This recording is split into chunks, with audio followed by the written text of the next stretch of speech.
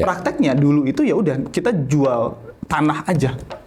Tongkang dari Sulawesi dan Maluku itu diberangkatkan ke China. Tanah yang kandungan mineralnya banyak. Ada besi, ada mangan, ada kobalt, ada nikel.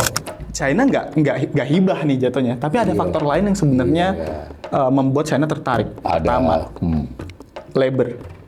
Labor di wilayah tepian Laut China itu 4 kali lebih mahal dibandingkan labor di Indonesia. Kita di tahun 2009 sampai 2014 cuma ada satu perusahaan China besar yang masuk Indonesia. Aku sebut Tsingshan.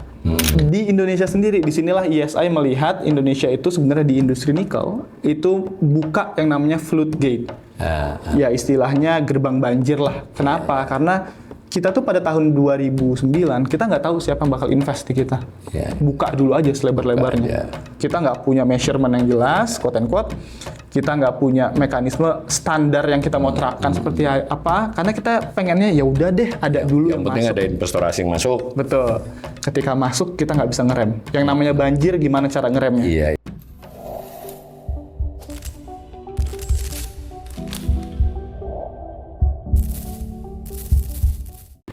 Salam cerdas, Ibu Bapak, saudara-saudara yang saya hormati. Kembali berjumpa dengan saya di kanal Awali Rizki dalam sesi Ngobrol Ekonomi. Kali ini saya kedatangan tamu, tepatnya saya yang meminta dan dia bersedia. Namanya Ahmad Judi Dwi Kusuma, tapi panggilannya Judi karena saya panggil Mas Judi aja. Assalamualaikum. Waalaikumsalam Pak Wali. Jadi Mas Ahmad Judi, Mas Judi ini itu sebetulnya memang lebih peneliti dan analis ya dan sudah memiliki pengalaman di berbagai tempat, pernah di Semeru, pernah di Mandiri. Jadi dia peneliti, analis, dan otomatis ekonom latar belakangnya. Sekarang di satu tempat yang disebut Energy Shift Institute. Nah ini penting, ini mungkin ditayang. Energy Institute itu semacam lembaga think tank non-profit, independen lah ya. Perkara bisnisnya di mana itu nggak di sininya, mungkin di baliknya. Ya. Tapi saya udah melihat laporannya cukup independen. Fokusnya ini memang energi ya, pembiayaan energi dan Asia ya, tidak hanya Indonesia. Jadi beliau ini salah satu peneliti dan analis di sana. Jadi riset, menulis ya, memberikan brief. Nah, kurang lebih begitu. Dan lembaga itu saya sangat sarankan kepada pemirsa yang pengen tahu lebih banyak tentang energi di Indonesia, terutama dari sisi aspek pembiayaan dan prospek ekonominya dari sudut pandang independen, itu silakan masuk ke kanalnya Energy Shift Institute. Biar nanti kita dijelaskan. Ini kanal literasi Mas Judi. Jadi santai aja. Jadi jangan dianalisis dulu. Nanti kita dikenalin dulu nih. Saya jujur aja, bahkan kita sering dengar nikel itu apa sih sebenarnya ya kan? Kalau emas gitu mungkin kita bisa ini, minyak mentah pun kita bisa banyak gambarnya kan, nikel itu apa. Jadi kemudian nikel ini belakangan di 3 tahun rela ya, hilirisasi isunya kan dari era Pak Jokowi kedua. Apa sih hubungannya itu nikel dengan hilirisasi? Jadi mungkin perlu diberikan perspektif dari sisi teori atau konsep, nanti yang praktek di Indonesia sejauh mana, mempersepsi atau kesan lah sekurang-kurangnya bahwa hilirisasi ini kok lebih kepada minerba. Ini bukan soal salah atau benar, kita kan harus meluruskan dulu nih. Dan lebih rempit lagi itu contoh-contohnya cenderung nikel gitu ya kan, seperti itu. Oke, umpama pun itu sudah dilakukan bertahun-tahun ini, gambarannya seperti apa sih? Nah, saya lihat ada beberapa hasil kajiannya yang Judi salah satu penulisnya. Coba nanti mungkin ini ya, yang pertama tadi secara ini saya ringkaskan dari dia ya, dari lembaganya beliau ini. Misalnya salah satu dikatakan ke depan ini produksi kendaraan listrik itu hanya menyerap kurang dari 1% produk nikel domestik. Itu dijelasin sederhananya kok itu hitungannya bagaimana. Lalu ada penjelasan juga bahwa sebetulnya nikel ini bisa diarahkan ke hal-hal lain selain kepada kendaraan listrik. Betul. Dan macam-macam argumennya. Nah, next. Nah, ini yang saya nanti silahkan dijelaskan kalau perlu ditayang. Ini proyeksinya dari lembaganya Judi ini. Nah, tentang penggunaan nikel, supply dan demand-nya ya. Ya, betul, Nah, Pak. lalu yang terakhir, nah ini yang saya baca-baca tadi masih belum paham. Mungkin kayaknya perlu dijelaskan. Ini menariknya buat saya mengkaitkan antara, kalau bisa disederhanakan kan, industrialisasi dan deindustrialisasi dini kan. Yap, Kemudian ada soal dengan memfokuskan pada resources dengan sumber daya itu, Pak, berhasil nggak menarik foreign direct investment maupun domestik, apapun lah. Ini bisa dijelaskan nanti kalau butuh. Begitu ya. Saya ingin memulai dengan yang lebih sederhana dulu. Coba kami dibantu dijelaskan sebetulnya nikel sebagai produk tambang itu seperti apa, Mas? Oke, ini menarik ya Pak, karena biasanya kita sering banget lihat narasi di luar sana ngomongin nikel tanpa tahu nikel itu benda apa sih sebenarnya gitu. Kalau kita ngomongin harfiahnya, sebenarnya nikel itu kan pasti mineral, batuan. Yang sumber daya yang ada di Indonesia lah, biasanya nggak cuma di Indonesia, itu tersebar di dunia. Tapi alhamdulillahnya Indonesia memang diberikan kekayaan alam yang luar biasa sampai kita menguasai 40% cadangan nikel dunia. Paling banyak ya. Kita bersandingan dengan Australia. Australia sekitar 30%-an dari cadangan nikel dunia, seperti itu.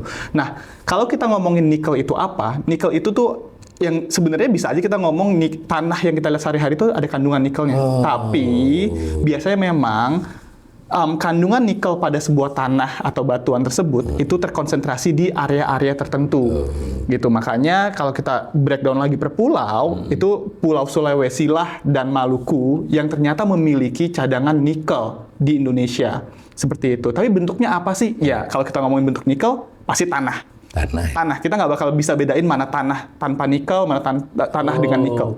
Ada pekerjaan spesifik untuk melihat, oh tanah ini memiliki kadar nikel tertentu, tanah itu memiliki kadar nikel tertentu, seperti itu. Nah, terkait kegunaannya sendiri, ini kadang-kadang kita lupa gitu. Karena narasi yang kalau orang tidak peduli tambang ya Pak, selama ini baca koran nikel, pasti munculnya EV, nikel, munculnya stainless steel. Kalau di mesin pencarian internet itu keluarnya. Betul. Tapi sebenarnya di dalam kehidupan kita sehari-hari itu deket banget dengan nikel. Contohnya apa? Kita ngelihat baut dan baut anti karat itu pasti memiliki atribut anti karat dari nikel. Dari nikel ya. Betul. Karena nikel ada fungsi sebagai plating juga, seperti gitu Pak. Lalu misalkan kita makan sehari-hari, sendok, garpu, stainless steel, anti karat, stainless 304, itu nickel base juga. Itu dengan nikel seperti itu. Jadi nggak langsung nikel dengan narasi sekarang menjadi baterai dan EV, tetapi nikel itu juga ditemukan sehari-hari di kehidupan kita sehari-hari dari benda-benda paling basic lah sebenarnya, seperti itu. Nah, ini menyambung dengan topik hilirisasi yang tadi Pak Awal sempat bridging ke saya ya. Hilirisasi ini sebenarnya apa sih? Hilirisasi ini merupakan terminologi aja sebenarnya. Tapi pada dasarnya hilirisasi itu merupakan kalau misalnya kita bayangin pohon industri Pak, dari upstream, dari hulu ke hilir. Proses hilirisasi adalah mencoba mendorong produk hulu semakin hilir. Tapi ini berbeda nih dengan konsep yang semestinya digaungkan. Apa itu? Nilai tambah. Nah, di sini kan seringkali orang salah kaprah nih, berpikiran oke, kita hilirisasi tapi sudah pasti ada nilai tambah. Oh, tunggu dulu. Ini hal yang berbeda sebenarnya. Kalau kita ngomongin hilirisasi, yang paling simpel aja deh, misalkan kita ngeliat kapas diolah jadi benang jadi baju. Berapapun nilainya itu hilir. Tapi kalau kita ngomongin nilai tambah, belum tentu tuh ketika kapas jadi benang jadi baju itu memberikan nilai tambah yang signifikan. Itu hal lain yang harus kita prosesnya memang makin panjang, tapi nilai tambahnya ada aspek lain. Betul, itu betul sekali Pak, gitu. Nah, kalau misalkan kita lihat nikel, hilirisasi nanti mungkin ini sedikit nyambung dengan di Indonesianya ya Pak, seperti apa. Nikel itu dimulai di tahun 2009 pada saat itu. UU Minerba. Bersamaan sebenarnya nggak spesifik nikel, tapi karena pada saat itu kita bangsa Indonesia tahu kalau kita punya cadangan nikel terbesar dan segala macam, yang digaungkan adalah nikel. Kita punya aluminium, kita punya tembaga atau koper. kita punya timah. Super timah. Dan mungkin aku sedikit disclaimer ya di sini. Kalau timah itu sebenarnya kita bisa bilang timah itu hidden gem. Kenapa? Karena timah itu kita merupakan eksportir kedua terbesar loh. Oh, gede Terus juga PT ya. Timah itu Wah, merupakan ini lain waktu kita harus khusus timah nih. itu hal yang sebenarnya ternyata masih ada mineral lain yang glamor juga dibandingkan nikel. Gitu. Dan nikel dimulai dari tahun 2009 sebenarnya Pak. Terus UU Minerba tahun 2009 mewajibkan memberikan nilai tambah terhadap mineral dalam negeri.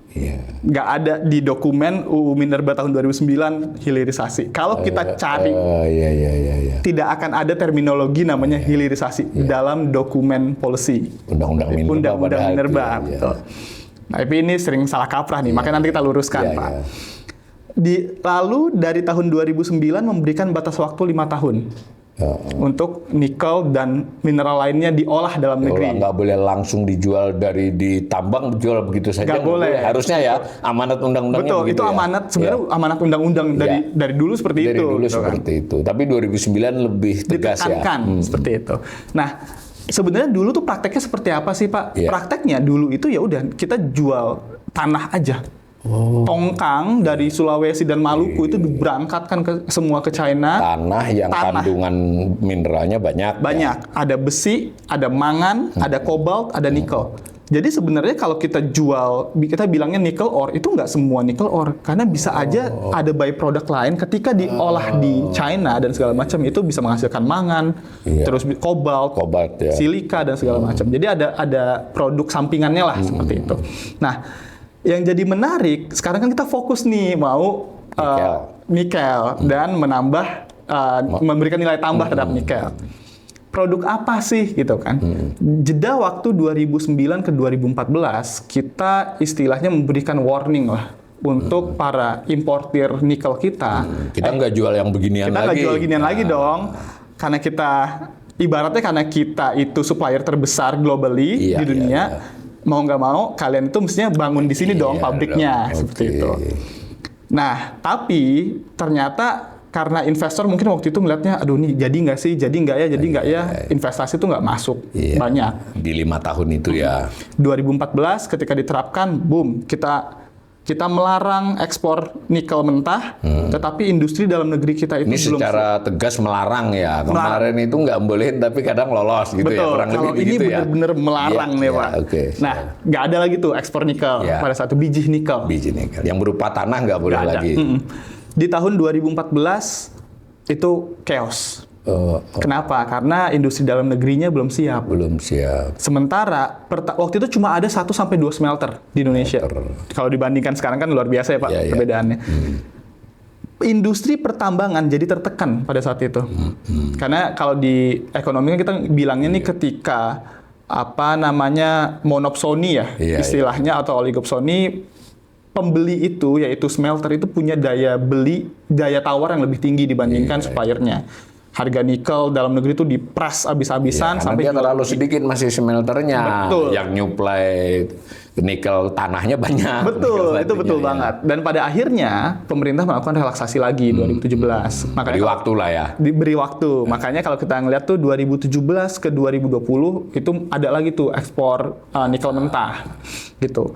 Di 2020 UU Minerba nomor 3 tahun 2020 itu bilang oke, investasi udah settle, udah cukup, kita larang lagi semua. Ya, smelter sudah pada terbangun. Betul. Gitu ya. Nah, tapi pertanyaannya kan apa sih bentuknya ketika diolah gitu? Ini panjang Pak. Smelter itu terjemahannya apa ya kira-kira? Smelter itu peleburan, pemurnian. Ya, peleburan. Kita ngelihat proses peleburan ini panjang banget Pak, dari hulu ke hilir. Iya. Kalau misalkan kita ngelihat hilirnya misalkan kita tetapkan stainless steel. Di tengah ini tuh ada banyak produk loh. Ada nickel pig iron, NPI bilangnya, kalau industri bilangnya NPI, nickel pig iron. Ada pignya tapi bukan berarti babi ya Pak. Ini nickel pig iron. Terus ada ferronickel. Ferronickel, ada nickel mate. Baru biasanya stainless steel, dan walaupun ada lagi misalkan kita bisa bilang nickel briquette, terus nickel murni dan segala macamnya. Tapi di Indonesia pada saat itu fokusnya adalah untuk membangun stainless steel. Sebelum lebih jauh Pak, untuk mengetahui sebenarnya industri nikel itu gimana sih pada awal mula, siapa yang membangun. Kita nggak bisa memungkiri semua ini salah satunya disebabkan oleh investasi dari China. Oh, China. Betul. China itu mereka lebih duluan tertarik dibandingkan mereka yang duluan lain. tertarik. Betul. Mereka melihat peluang, oh ternyata bisa loh kita kembangin model yang berbeda. Karena ibaratnya gini, Pak. Pada saat itu China, kalau misalkan aku tarik mundur dulu nih, sebelum dari tahun 2003 hingga 2008, Chinese manufacturing boom. Penggunaan stainless steel tuh tinggi banget dan segala macamnya. Stainless steel butuh nikel. Tapi model marketnya pada saat itu, stainless steel itu lebih dekat dengan konsumennya. Karena customize. Konsumennya minta apa, stainless steel harus disesuaikan dengan apa. Banyak produk yang membutuhkan itu ya, industri ya. Betul banget, itu banyak banget. Indonesia melihat peluang itu. Hilirisasi terjadi. Sebenarnya bukan hilirisasi sih bilangnya. Kita lebih kewajiban untuk menambah nilai tambah. Ya, tidak hanya sekedar nikel mentah. Betul. Akhirnya lanjut lagi tuh di Indonesia kan. Tapi di China itu sebenarnya industri nikel itu sudah tumbuh matang. Wow. Sekarang mulai kepikiran nggak? Kenapa sih China waktu itu baik banget mau investasi di Indonesia? Iya, wong di sana juga sudah berkembang. Betul. China nggak hibah nih jatuhnya. Tapi ada faktor lain yang sebenarnya membuat China tertarik. Pertama, labor. Labor di wilayah tepian laut China itu 4 kali lebih mahal dibandingkan labor di Indonesia. Satu. Kedua, coal. Yang tadi itu di tempat-tempat pengolahan nikel di sana di Cina. Di Cina. Yang kedua, batu bara. Sumber energi. Untuk melebur ini meleburnya, tadi. Betul. Meleburnya. Di China itu batu bara mahal. Sekarang di Indonesia murah. Energi, akhirnya harga energinya murah. Yang ketiga, ada penambahan permintaan baru. Jadi emang waktu yang tepat tuh untuk membangun industrial base di tempat lain. Karena di sana tuh udah bantai-bantaian lah, udah penuh banget istilahnya. Yang keempat, itu infrastruktur existing. Jadi tadi seperti aku cerita di tahun 2009 sampai 2014 cuma ada satu perusahaan China besar yang masuk Indonesia. Aku sebut Tsingshan. Dia bangun model industrial base, wilayah kawasan industri, semua port terpadu, sumber energi terpadu dan segala macamnya. Itu membuat kalau mereka masuk ke dalam ekosistem ini, mereka akan jauh lebih murah dibandingkan ngerjain itu industri di dalam negerinya. Kasarnya seperti itu. Akhirnya investasi China tuh banyak masuk karena melihat peluang-peluang ini. Gitu. Nah, setelah masuk sebenarnya gimana sih? Di sini tapi sebentar, saya perlu ditambah penjelasan ke pemirsa. Jadi smelter ini penyebutan untuk beberapa rincian kan berarti? Betul. Produknya. Jadi dan itu bisa beda ya. Bisa. Kan beberapa lebih dari 200 semester kayaknya sekarang ya. Betul. Itu beda-beda ya. Produknya beda-beda Pak. Betul. Jadi secara garis besar, kita melihatnya ada 2 tipe smelter di Indonesia. Pyrometallurgy sama hydrometallurgy. Kalau di nikel sendiri, untuk pyrometallurgy-nya biasanya dulu ada blast furnace. Jadi benar-benar tungku, dimasukin batu bara, terus untuk melebur logam. Contohnya gitu. Terus sekarang ada RKEF, Rotary Clean Electric Furnace.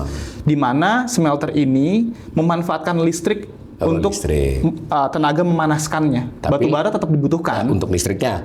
Untuk listrik dan pemanasan awal. Seperti itu. Bisa berarti dia bangun pembangkit listrik sendiri juga dong? Betul, captive. Ini nanti jadi another problem yang harus diselesaikan. Lanjut. Itu ya smelter begitu ya gambarannya. Begitu. Yang kedua itu adalah hydrometallurgy, Pak. Hydrometallurgy ini nih yang sering kali kita ngelihat HPAL, HPAL. HPAL dengan nickel sulfate, dengan baterai, dengan mobil listrik. Jadi ini salah 2 nih dari tipe. Banyak banget Pak sebelumnya dulu. Nah, di Indonesia sendiri, disinilah ESI melihat Indonesia itu sebenarnya di industri nikel itu buka yang namanya floodgate. Ya istilahnya gerbang banjir lah. Kenapa? Karena kita tuh pada tahun 2009 kita nggak tahu siapa yang bakal invest di kita. Buka dulu aja selebar-lebarnya. Kita nggak punya measurement yang jelas, quote and quote. Kita nggak punya mekanisme standar yang kita mau terapkan seperti apa, karena kita pengennya ya udah deh ada dulu yang penting masuk. Ada investor asing masuk. Betul. Ketika masuk kita nggak bisa ngerem. Yang namanya banjir gimana cara ngeremnya? Kita susah ngeremnya. Di tahun 2020, pemerintah itu punya target smelter nikel itu cuma 40 biji. 40. Sekarang data dari Kementerian SDM yang sudah dipadukan dengan Kementerian Investasi, terus Kementerian Perindustrian, sekarang ada sekitar 130 sekian. Oh, 130. Jauh lebih banyak daripada target sebelumnya. Nah, disinilah yang pada akhirnya membuat kok industri kita yang semestinya membantu kita itu nggak jadi kayak bom waktu ya buat Indonesia gitu. Kalau misalkan ditanya, apakah hilirisasi itu baik? Kalau dari sisi ekonomi, pada awalnya kita harus lihat dulu tujuan hilirisasi itu apa sih? Stepping up the industrial ladder, kita mau menanjak ke nilai industri yang lebih tinggi. Indonesia pada sebelum tahun 2009 kita 60% ekspor raw material, 30% itu intermediate goods, 10% final goods. Sekarang dikit banget ya final goods. Dikit banget. Sekarang kalau kita bandingkan ke tahun 2023-2024, 60% itu intermediate goods, 30% itu raw material, 10% itu final goods. Final goods-nya nggak banyak bertambah dong. Nggak banyak porsinya. Betul. Tapi kita sudah tapi intermediate udah lumayan. Betul. Itu bisa dikatakan hilirisasi ya. Betul. Dan kita harus ingat juga Pak, concern utamanya apa sih hilirisasi ini? Hilirisasi ini concern utamanya salah satunya adalah trade balance, current account deficit dan segala macam. Neraca perdagangan. Kalau kita cuma kita cuma bergantung dari raw materials, itu akan sulit. Ada commodity cycle yang pada akhirnya naik turun harga komoditas itu akan mempengaruhi industri Indonesia. Tapi dengan hilirisasi, kalau kita lihat dari sisi ekonomi tok ya Pak. Iya. Kita nggak bicara yang lain dulu. Di tahun 2022 kita sampai trade surplus tertinggi sepanjang masa, 54 USD billions. Itu terbesar sepanjang masa. Bagus buat fiskal, bagus buat APBN. Tapi nanti kalau kita bicarain lebih panjang, ada yang namanya externalities. Seringkali di konsep ekonomi murni ini tidak diperhatikan. Kalau di buku sih ada. Kalau di buku ada. Ketika jadi kebijakannya agak sedikit abai. Betul. Nah, di sini sebenarnya kita mau tekankan role dari ESI, Pak. Kita lembaganya beliau ya ini. Betul. Lembaga Energy Shift Institute itu sebenarnya kakinya kemana sih, Pak? Iya. Istilahnya kita seringkali kaki kanan itu ke CSO. Iya. Ke civil society, aktivis dan segala macam. Tapi kaki kiri kita di markets. Kita ada tengah-tengah. Kenapa? Karena seringkali kalau kita melihat aktivis pengennya nikel tidak boleh ada deforestasi dan segala macam terhadap nikel, nggak boleh ada tailing dan segala macam. Tapi ekonomi gimana mau gerak? Iya. Tapi di kiri kita ngelihat ada orang-orang yang paham industri ini, tahu resikonya, tapi ruang mereka untuk berbicara itu sangat sempit. Dan disinilah ESI masuk sebagai independent voice. Gitu. Kalau kita melihat nikel itu sebenarnya gimana sih? Nikel itu bagus, tapi kenapa kita nggak kontrol? Ibaratnya kita itu bisa dibilang nikel itu sudah 3 kali melewati pemerintahan ya Pak yang berbeda. Tapi kita dalam 3 pemerintahan ini kita belum punya standar yang firm dari Indonesia terhadap industri nikel kita. 40% loh. Kalau mungkin nih pemain nikel di luar sana yang tahu pasar nikel, ada yang namanya LME, London Metal Exchange. Mereka ngatur harga nikel. Tapi kalau kita perhatikan, sebenarnya berapa banyak sih nikel yang diperdagangkan di LME? 6% dari seluruh nikel yang diproduksi di Tapi dia bisa menentukan harga. Betul. Sekarang kita yang punya banyak malah given ya. Betul, seperti itu Pak. 40% kita punya, tapi kita nggak bisa ngaturnya. Kenapa? Kan itu menarik sebenarnya untuk diulas lebih lanjut. Studi sendiri ya itu. Studi sendiri. Oke, ini ada sejarah hilirisasi, tapi dalam pembicaraan kita kali ini lebih fokus ke nikel ya. Kita punya cadangan tambang nikel terbesar di dunia lah begitu ya. Dan ketika diproduksi pun kita termasuk produsen terbesar dari sisi memproduksi nikel mentah. Yes, gitu ya. Betul banget. Nah, betul. lalu pelan-pelan, sudah lama sih disadarinya, tapi mengaturnya kalau menurut cerita tadi ya karena memang ya biasalah kita negara seperti Indonesia ini perlu waktu kadang. Ya. Makin kesini kita makin menyadari ini perlu diatur yang salah satu pertimbangannya agar memberi nilai tambah yang lebih besar kepada ekonomi Indonesia. Betul. Dalam nilai tambah itu termasuk memperbaiki neraca perdagangan yang sebenarnya ketika dia mentah pun sudah membantu, tapi masa peluang ini kita lewatkan. Betul. Tapi mungkin agak terkejut ketika membuka peluang untuk investasi di hilirisasi di smelter.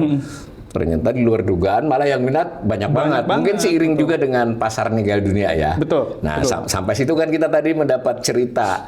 Nah, tadi dari Judi maupun lembaganya ini kan melihat bahwa ya ini memang harus dikembangkan, tapi tetap harus memperhatikan terutama dari dua aspek ya. Dari sisi ekonomi tetap harus diperhitungkan, tapi jangan lupa lingkungan, eksternalitas, bahkan bukan hanya lingkungan, kan ada soal masyarakat adat, masyarakat lokal, kayak itu positioningnya lembaganya Judi ini jelas ya, ingin mencoba memberikan informasi seakurat mungkin kepada berbagai pihak supaya diambil titik tengah. Sampai situ kita oke. Nah, tetapi lalu pertanyaannya saya terhadap yang ekonomi saja dulu, yang ini nanti di lain kali. Kan kesannya kalau dari laporannya institut ini kan ini belum optimal nih arahnya. Ya. Bukan hasilnya aja, hasil tentu bisa ada ngelas karena berproses. Kalau diterusin langkah di mana biarpun semester tapi ujungnya contohnya tadi stainless ya, tetapi kelihatannya makin ke sini ujungnya EV, elektronik. Itu gimana jelasinnya temuan itu? Nah, ini menarik ya Pak. Kalau kita ngelihat lebih jauh sebenarnya, hilirisasi tadi konsepnya. Hilirisasi itu kan semakin jauh dari hulu basicnya. Iya. Terus apakah EV itu merupakan titik akhir dari nikel? Kita lagi ngobrol di sini, kita bisa aja diskusi dan menemukan kesimpulan kalau EV itu bukan produk hilir dari nikel, tapi EV itu produk hilir dari karet. Kenapa? Oh gitu ya. Karena ini. Kalau kita mau buat statement EV itu merupakan produk akhir dari nikel, kita harus aware juga nikel itu berapa persen sih dari komponen EV. Dari EV itu. Betul. Ya. Sementara kalau karet kita ngeliat di bannya, komponen interiornya dan segala macam.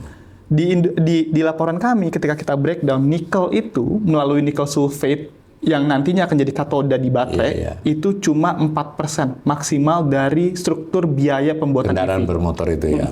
Kendaraan EV ini. Kendaraan EV. Jadi sebenarnya dari sini aja kita udah tahu kan, nikel kita itu cuma menjadi 4% dari seluruh rantai biaya EV.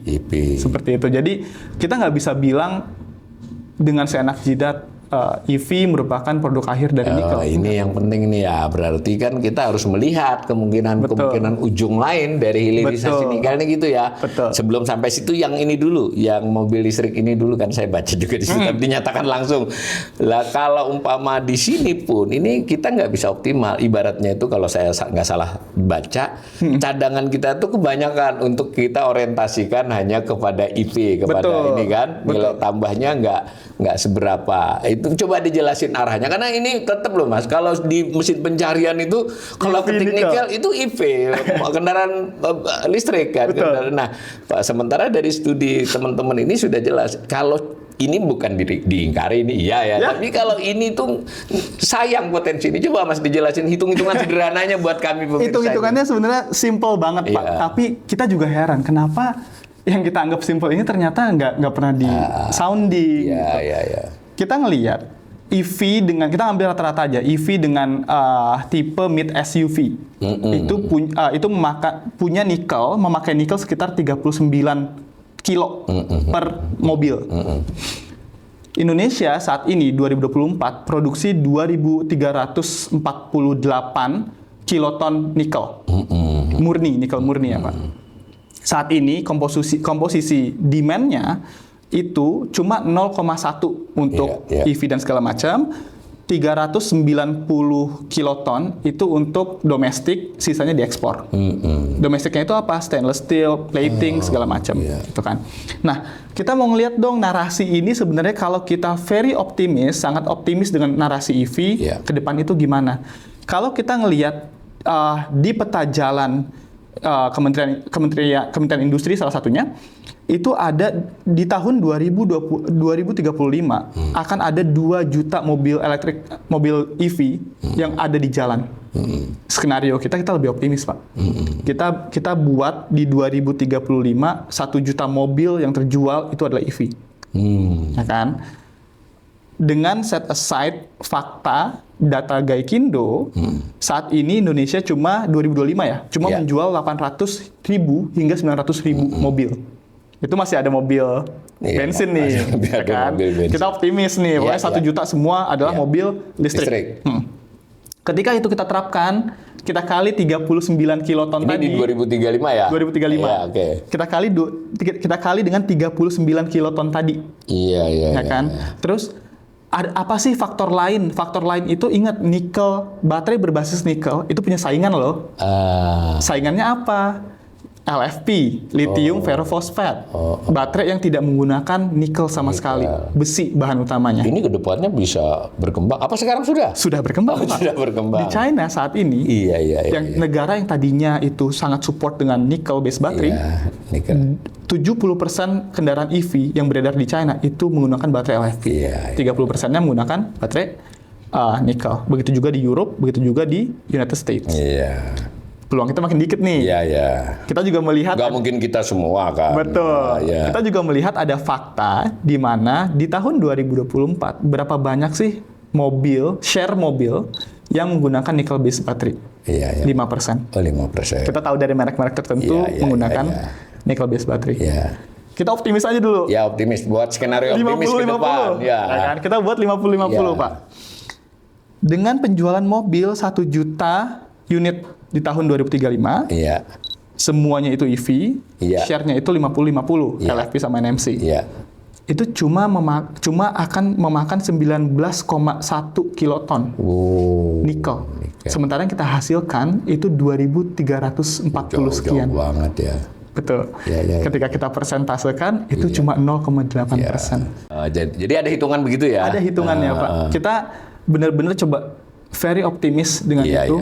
Walaupun misalkan nanti ada orang yang mau coba, oke kita buat penjualan mobil 2 juta, 3 juta dan segala macam.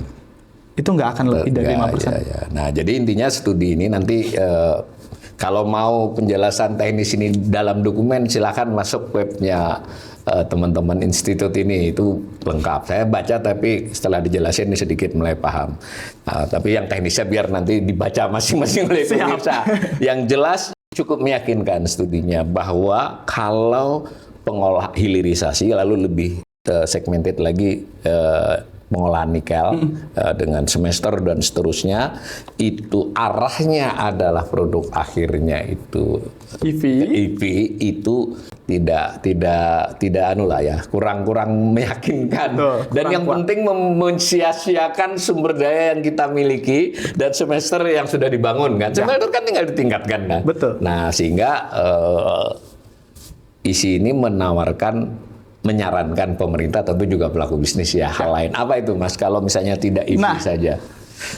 Kita ESI apakah tahu jawaban dari semuanya? Belum tentu, Pak. Kita think tank, kita buat tapi namanya kan riset dan analis. Betul. Tapi yang kita tawarkan, yang kita coba berikan faktanya adalah EV itu akan hijau kok, Pak. EV itu hijau memang, karena kalau kita bandingkan dengan penggunaan mobil konvensional, life cycle, ada namanya konsep life cycle emission, di mana EV tersebut mau 60% listriknya dari batu bara, 80% listrik dari batu bara, dia akan tetap lebih hijau dibandingkan mobil konvensional. Itu satu poin buat EV. EV itu tetap akan hijau, mau apapun skenario. Meskipun masih pakai batu bara, dibandingkan yang biasa tetap lebih bagus. Betul. Tapi kita coba ngomongin 0,8% dari penggunaan nikel. Kan? Sisanya kemana? Sisanya 60% sampai 87% itu adalah penggunaan metallurgical use. Metallurgical use. Atau kita bilangnya penggunaan untuk logam. Ada stainless steel, plating, terus untuk atribut anti karatnya dan segala macam. Itu penggunaan utamanya sebenarnya di situ. Selama ini di dunia sudah dipakai. Sudah. Cuma kita ini kurang mengembangkan nih. Betul. Indonesia itu kurang mengembangkan. Kalau misalkan kita lihat kenapanya, bisa aja ya memang salah satunya kita harus lihat juga investasi kita itu adalah Chinese back investment, di mana di domestic China sendiri masih ada perusahaan stainless steel yang berproduksi menggunakan produk intermediaries dari Indonesia. Makanya sebenarnya hilirisasi yang didukung oleh China ini juga nggak semua kapabilitas China itu dipindahkan ke Indonesia, enggak. Ada beberapa faktor-faktor tertentu yang tetap ditahan. Dan kita jadi supply chain mereka dong. Kalau cara berpikir begini, ya. Ya dari sisi Cina ya harus begitu dia. Betul. Tinggal kita bersikap apa kan? Betul, ya, betul banget. Sekarang bayangin aja, kita punya EV itu yang tadi kita ceritakan Pak. EV itu baterai nikel itu bisa menggunakan baterai alternatif lain at the end of the time kan. Oh, tidak harus yang berbasis nikel ya? Betul. Tapi kalau stainless steel aja misalnya, apa sih penggantinya stainless steel? Orang akan mikir. Iya. Kalau bisa aja gini, kita ambil Stainless steel ini ya. stainless steel dulu nih. Baru misalkan. satu contoh ini. Kita ngambil contoh yang di berita ya. Tray untuk makan misalnya. Nah iya itu saya baru mau tanyakan tadi. Kita impor loh. Ngapain kita impor kalau punya nikel banyak? Kira-kira Betul. gitu lah pikiran Itu saya. paling basic sebenarnya kan Paling Pak. basic. Tray untuk makan. Kita bisa ganti stainless dengan aluminium, tapi apa kita mau dapat harga 3 sampai 4 kali lipat untuk tray makan? Sementara kita eksportir terbesar nikel, stainless steel di dunia. Oh saya potong dikit. Jadi kalau tray itu hanya pelapis nikel itu lebih murah daripada kalau dia aluminium murni. Jauh, ya? Pak. Oh jauh. Jauh lebih Oke, murah. masuk akal. Ya terus. Jadi kayak industri aluminium kita berkembang, kita punya PT Inalum dan segala macam. Tapi lebih mahal kalau Tapi untuk akan tray. jauh lebih mahal, Untuk tray. nggak ekonomis. Nggak ekonomis. Kita eksportir terbesar stainless steel. Kenapa nih nggak kita coba? Ayo dong kita buat industri ini di Indonesia. Kita nggak usah memberikan, kita mungkin nggak perlu sampai memberikan tax insentif 20 tahun sampai smelter balik modal dan segala macam. Kalau kita mau bikin industri itu ada di Indonesia saat ini juga. Iya, dan itu kelihatannya tidak membutuhkan waktu yang terlalu lama kan, teknologinya file kan tersedia kan. Itu semua dan mungkin nggak harus modal asing loh, karena kalau dilihat ini kan pasarnya sudah jelas MBG. Nah, 80 juta kan pasti ada hilang dan rusak. Berarti akan ada terus. Akan ada terus. Dan bisa jadi kita bisa ekspor suatu saat kan. Yes. Oke, terus. Bayangin Pak, kalau itu semua udah ada di Indonesia. Aku senggol konsep lain sedikit misalkan. Ya, oke. EV selama ini digembor-gemborkannya akan menyerap tenaga kerja lokal, ya kan? Tapi kita tahu yang namanya transfer teknologi itu nggak semudah itu dong. Kita masih melihat alat-alat berat di pabrik itu menggunakan bahasa Tiongkok dan segala macam yang menandakan mengoperasikannya juga perlu itu. Betul, yang menandakan teknologi transfer itu nggak semudah itu. Belum lagi kepentingan negara yang bersangkutan untuk lapangan kerja buat rakyatnya kan juga ada. Mau nggak mau kan harus rundingan ya. Betul. Ya. Ini benar. Karena pada akhirnya tenaga kerja itu nggak akan terserap segitu banyak. Nggak sebanyak yang semua dari domestik kan, pasti ada dari asing. Belum lagi kalau kita ngomongin ini cuma 0,8% dari industri nikel. Ya kan. Sementara kalau kita ngomongin industri yang lebih luas, 60% aja kita ambil stainless steel. Berapa banyak sih UMKM yang bisa dilibatkan untuk join ke industri ini? Saya dijelasin bahasa stainless steel itu berarti melapisi barang-barang apa, sendok segala itu apa bagaimana? Jadi ada dua Pak sebenarnya konsep yang paling umum. Ini pertanyaan netizen diwakili oleh saya karena kita perlu gambaran ini. Kalau plating itu pembuat plat, biasa ada pelapis plat juga dan segala macam. Itu beda sama stainless steel. Kalau stainless steel itu biasa gulungan besi stainless steel dan segala macam. Kenapa dibilang stainless steel? Stainless sendiri kan artinya tahan karat. Tahan karat. Steel artinya besi, berarti besi tahan karat. Gitu. Ada dua tipe besi umum di global ya. Pertama stainless steel, yang kedua carbon steel. Carbon steel itu besi baja. Nah, ini urusannya sama Krakatau dan segala macam. Kalau di stainless steel ini urusannya baru nih sama pembuat smelter nikel di Indonesia. Gitu. Jadi dua-duanya punya fungsi yang berbeda sebenarnya. Kalau kita lihat carbon steel ya itu buat bangunan, rangka bangunan dan segala macam. Tapi kalau stainless steel itu biasanya bisa yang paling simpel ya mungkin stainless steel dengan grade tinggi itu pelapis roket pesawat dan segala macam. Jadi penggunaannya tuh nggak cuma tray dan segala macam. Kita bisa itu lebih kan advance contoh juga. untuk yang sehari-hari. Itu betul banget. Luas ya, luas banget. Ya. Berarti kalau boleh dikatakan salah satu rekomendasinya agar pemerintah dan pelaku usaha melihat stainless steel ini adalah salah satu pilihan ujung dari pengolahan nikel ini ya. Betul. Ya. Kita lebih melihatnya, ayo dong nikel itu nggak semua soal EV loh. Iya. Ketika kita fokus ke satu jalur, ada jalur lain yang cenderung terlupakan, di mana kita kan ngeliat narasinya sekarang lebih banyak ke green ya Pak sebenarnya. Iya, kan? iya, iya. Tapi itu banyak narasinya. Yang prakteknya kita ini urusannya lapangan kerja dan nilai tambah. Betul banget. Kalau kita ngomongin lapangan kerja, Iya, iya, iya. lebih baik kita ngomongin lapangan kerja di sektor yang akan menyerap nikel sebesar 0,8%, Iya. atau kita ngomongin lapangan Iya, kerja iya, di yang mampu menyerap 60-85% dari nikel Indonesia. Kan porsinya beda tuh jatuhnya. Boleh nggak saya berpendapat kalau selain EV, kalau tadi stainless steel dan yang lain-lain itu akan lebih linkage dengan industri lain. Betul, itu Gitu betul ya. banget. Jadi bisa ngembangin di luar smelter kan, Ya, ini di berarti luar berbagai smelter. industri lalu memiliki barang intermediate dari nikel yang dibuat smelter dan itu di domestik, itu bisa ya? Bisa Pak. Apa kira-kira gambarannya supaya kita enak nih? Misalkan sink itu apa sih, kayak tempat cuci piring kita sehari-hari, itu kan Oh, iya, iya. terkait sama industri furniture Iya, dan segala macam. Itu industri yang benar-benar mulai dari basic. Kita ini nggak ada nih industri ini. Makanya di dalam report kita menyebut industri-industri ini adalah invisible middle industry. Iya. Ada sekarang, tapi kurang diperhatikan sehingga nggak kurang berkembang. Seperti itu. Jadi kenapa kita langsung mengarah ke EV yang high tech? Iya. Sementara yang industri domestik ini yang kecil-kecil itu dilupain. Padahal benefitnya itu UMKM segala macam lebih bisa terlibat gitu Pak. Kayaknya anjurannya ini lebih kepada pelaku usaha loh daripada pemerintah. Pemerintah beri insentif aja, karena kan ini pendapat saya. Silakan Judi komentari kalau mau. Jadi saya kesan saya beberapa hal narasi besar di kita ini salah satunya saja. Itu kan perlu keputusan dari para pemuda ya, mau domestik mau asing kan kita nggak mempersoalkan.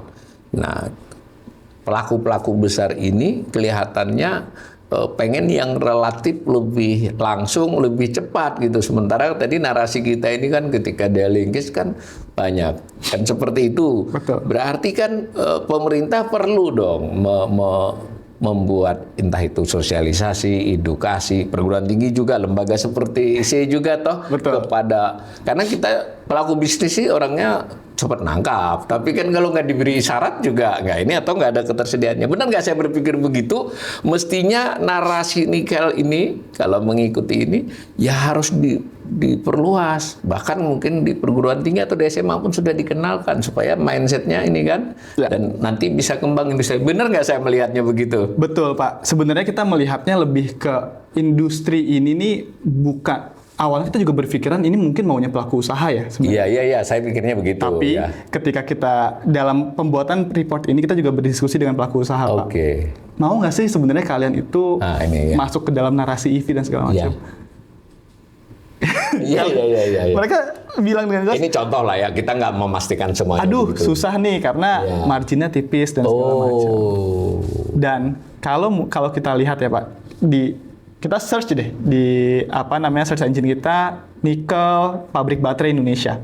Itu udah ada keluar, udah ada investasi yang mau masuk ke Indonesia. Tapi apakah mereka nge-state baterai apa yang mereka akan buat? Enggak. Karena apa? Karena baterai ini teknologi driven Pak jatuhnya. Kita nggak mungkin bisa, Indonesia punya leverage di nikel. Tapi teknologi baterai non nikel itu semakin murah. Sebenarnya untuk menguntungkan konsumen mana sih yang dipakai?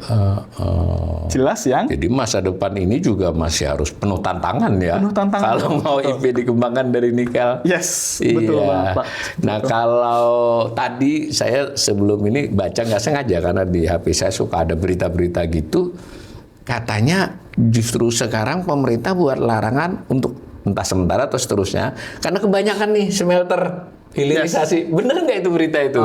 Kalau yang terkait PP 28 itu benar Pak. Baru tuh ya? Itu baru. PP 28 itu sebenarnya sudah masuk itu di Juni 2025. Tapi baru kerasanya karena ada jedanya lah 3 bulan sampai 6 bulan seingatku sebelum pada akhirnya peraturan itu benar-benar diberlakukan. Masalahnya apa sih sebenarnya? Iya kita yang tadi aku bilang di awal, Indonesia itu punya nikel. Tapi tidak bisa memberikan regulasi yang benar-benar kuat di industri nikel dalam kuat dan jelas kan. Pelaku usaha itu butuh kejelasan. Betul. Kan? Salah satunya apa? Kapan sih investasi asing itu di stop masuk di sisi Indonesia?